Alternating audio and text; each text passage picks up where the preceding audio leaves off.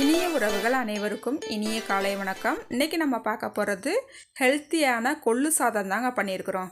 ரொம்ப டேஸ்ட்டாக பண்ணி அசத்தியிருக்கேங்க.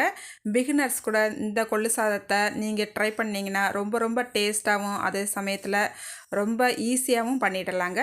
இன்றைக்கி பிறந்த நாள் மற்றும் திருமண நாள் கொண்டாடுற எல்லாருக்குமே என்னுடைய வாழ்த்துக்கள். இப்போ வாங்க நம்ம ரெசிபி எப்படி பண்ணலான்னு பார்த்துடலாம்.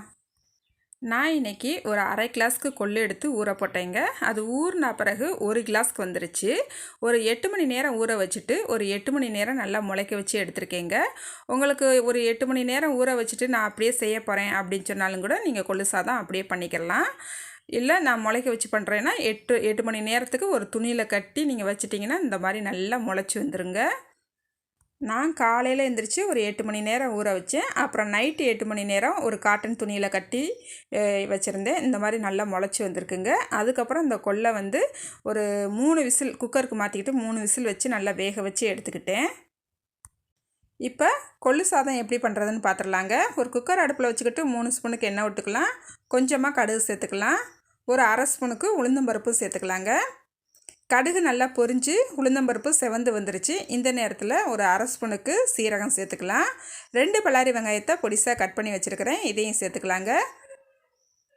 சேர்த்துட்டு 3 பச்சை மிளகாய் சேர்த்துக்கலாம். கொஞ்சமாக கருவேப்பிலை சேர்த்துக்கலாம். 5 பல் பூண்டை நல்லா இடித்து வச்சுருக்கிறேன், இப்போ இதையும் சேர்த்துக்கலாம்.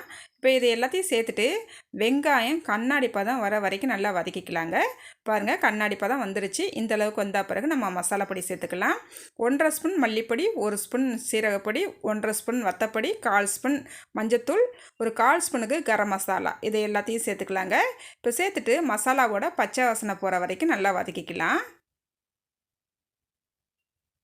இப்போ பாருங்கள், நல்லா பச்சை வாசனை போகிற வரைக்கும் வதக்கிக்கிட்டாச்சு. எண்ணெய் நல்லா பிரிஞ்சு வந்துருச்சு.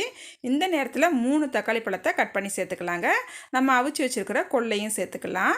சேர்த்துட்டு இதுக்கு தேவையான அளவு உப்பு சேர்த்துக்கலாங்க. கொள்ளு வேகும் போதையும் நம்ம உப்பு சேர்த்துருக்குறோம், அதனால் பார்த்து சேர்த்துக்குங்க. இப்போ தக்காளி மசிஞ்சு வர அளவுக்கு உப்பு சேர்த்துக்கிட்டால் போதும். இப்போ தக்காளி நல்லா மசிஞ்சு வரட்டும். கொஞ்சமாக மல்லிச்செடியும் சேர்த்துக்கலாங்க. ஒரு 2 நிமிஷத்துக்கு மட்டும் வதக்கிக்கலாம்.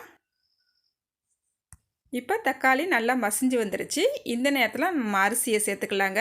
நான் 2 கிளாஸுக்கு சீரக சம்பா அரிசி தான் எடுத்து ஒரு 20 நிமிஷம் நல்லா கழுவிட்டு ஊற வச்சு எடுத்துருக்கிறேன். தண்ணியெல்லாம் வடிச்சிட்டு எடுத்துருக்கேங்க. நீங்கள் நார்மலாக காய்ச்சிற அரிசி சேர்க்கலாமன்னு நினச்சா கூட அது கூட சேர்த்துக்கலாங்க. ரொம்பவே டேஸ்ட்டாக தான் இருக்கும். இப்போ நல்லா கலந்து விட்டுக்கலாம். இப்போ நம்ம தண்ணி சேர்த்துக்கலாங்க.